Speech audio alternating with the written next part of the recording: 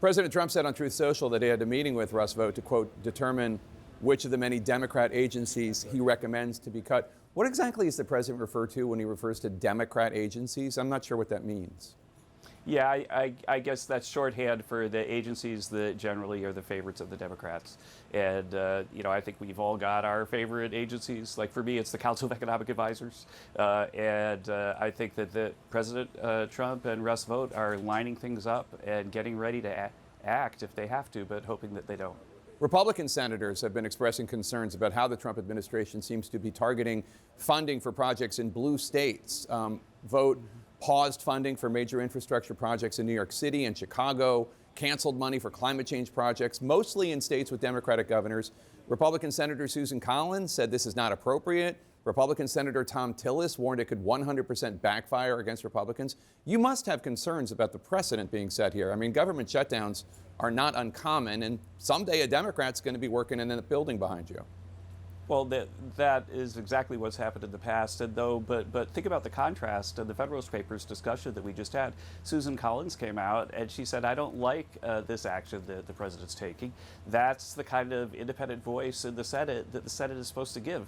And yet the Senate Democrats are marching in unison towards like destruction, like lemmings off a hill. Off a cliff. And so I think that in the end it's natural to put more pressure on the states where the senators are being intransigent, so the senators themselves see the costs that they're imposing on the American people. I think that's completely logical. You keep talking about the Federalist Papers. I mean, what do you think Alexander Hamilton will make of the president just stopping the funding of projects that have been authorized, appropriated, gone through Congress, House, Senate, Conference Committee, the president signed off on it. He just and the unilateral executive just cancels those projects. I don't know that Hamilton would approve of that, or John Jay or Madison. Well, Hamilton would approve of us not spending money that's not appropriated, and that's what's happened right now because the government shut down. I also suspect that if he were alive today, that he'd be disappointed in the Yankees game. But so let me ask you: this is obviously urgent, and you're saying President Trump finds it urgent and thinks it's important.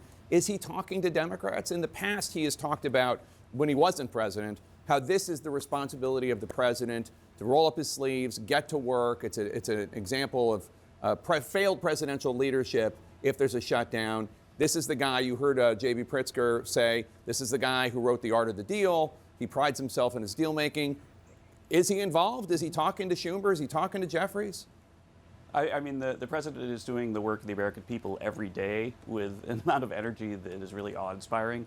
He's also working with James Braid, who's the head of Leg Affairs for us. And we in the White House ourselves are taking calls regularly with senators on both sides of the aisle. And so I think that yes, conversations are continuing, and we're hopeful that this will have a positive resolution really soon.